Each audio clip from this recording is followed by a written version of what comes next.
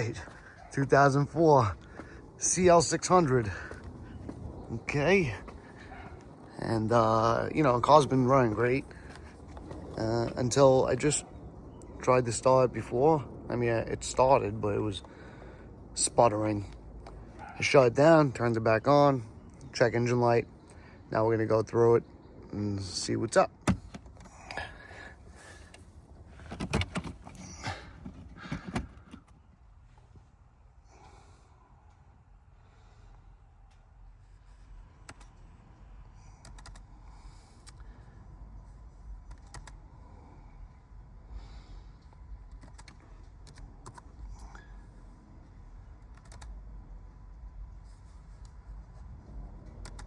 Bam. All right, let's see what you got. Let's see what you got. You guys are gonna see this with me, right? We'll see what's going on with this car. You know, always something, right? You know, you fix one thing and it works great. You know, I fixed that transducer. I mean, she's been running great. To just come out and, you know, all of a sudden that dreaded check engine light came on. I hate driving around with a check engine light on, you know. It just, I just want to know that everything's working as it should.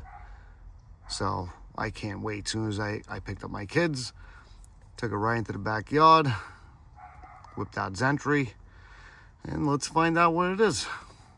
All right, let's go to drive. Motor electronics. Yeah. All good. Yeah. Blah, blah, blah. Most of the stuff's in German, so you're like, what? I have no idea what you're talking about. Let's see what the faults are. Let's see what these faults could be. Misfire.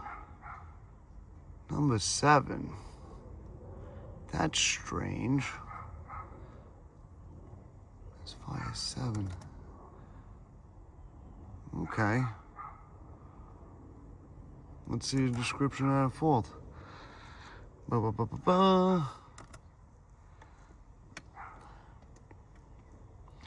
Misfires. Fault code. Fault storage. Blah, blah, blah. Okay. So cylinder 7. Okay.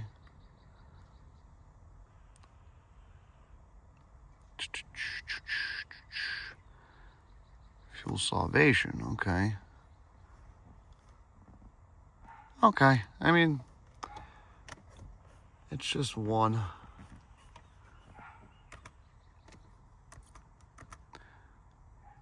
Okay.